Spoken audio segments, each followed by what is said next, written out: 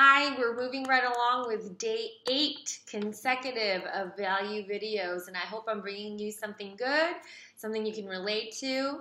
And today I'm going to talk about the power of positive and creative thinking, particularly how it equates to how rich people think, why they are different than the average person. There's an excerpt here from a gentleman named Steve Siebold in his book, How Rich People Think. And I believe these 3 paragraphs here really hit home with what it is that we're talking about today. The average person believes the harder they work, the more money they'll make.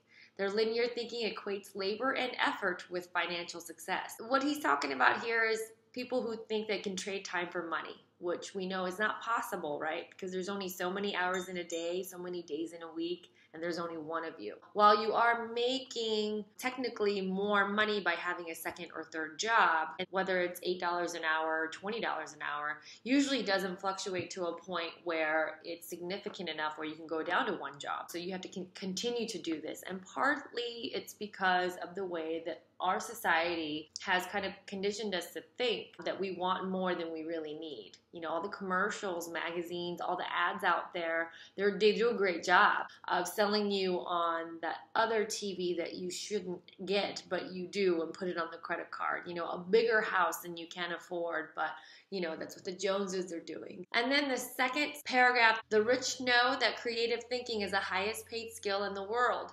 Independent, creative thinking is the most valuable asset anyone can acquire. So while the masses are trying to figure out how to put their kids through college and retire on half of what they can barely exist on now, the great ones are building empires, living in abundance, and donating large sums to their favorite causes.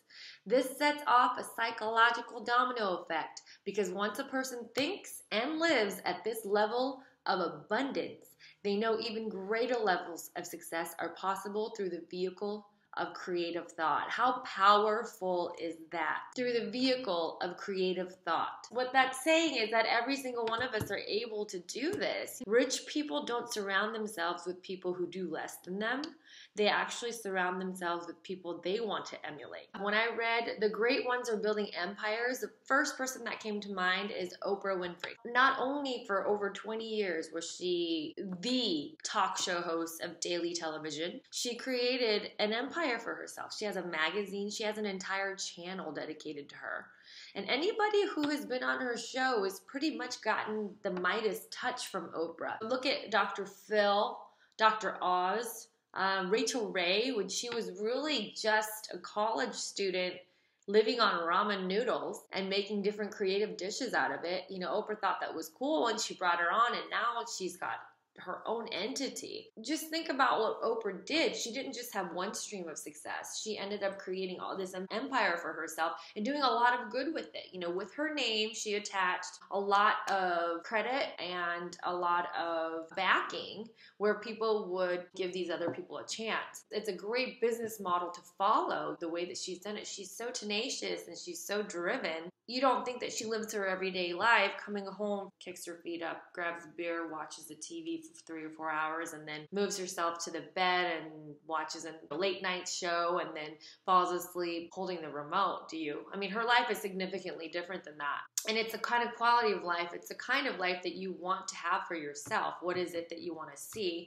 And then how is it that your mindset, your thought process, your thinking, is it creative enough? Is it positive enough that it would actually make those things happen? The last paragraph that I want to read is, most of us were told as kids that if we paid attention in school, got good grades, and went to a respectable college or university, our success was virtually guaranteed.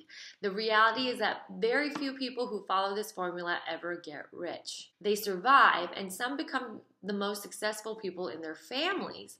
But world-class wealth is rarely achieved by people who follow this model. The rich eventually figure out that training your mind to find solutions to difficult problems is the real secret to making money. The good news is that this is possible for anyone who conditions their mind to think this way and then transforms thought into action. And I think that is so powerful that What he's saying, and it's so true, I really believe it 100%, is that any one of us hones in on that capability to transform yourself. Anybody, you, me, we can transform ourselves from up here. And then when you start believing it, you start talking about it, and you start acting differently. And you know what? Your surroundings may change. You may have different people around you because you know what? Negative like other negative people, and negative situations attract other negative situations. Truth? So when you start to change and you start to really dedicate yourself to this discipline of thinking creatively, thinking positively, and start acting on it, like he's saying, you train your mind, you condition your mind, then that's when you really start to see, oh my gosh, this is kind of falling into place. This is falling into place. So when you know what it is that you want to aim to do, if you want it bad enough, your thought process and your actions of your daily life will start to change. And change is something a lot of people fear, but the most successful, the richest and the wealthiest, the ones who are at the top, they definitely think differently than the average person. It's how far you want to take it, what degree of success that you want to have. If you say, I don't want to make $100,000 a month, I only want to make $5,000 or $10,000 and be really comfortable, that's fine enough for me because I know how to live within my means. I know how to control my budget. And I think having that much money would still allow me to take vacations that I want, but I enjoy working. Great.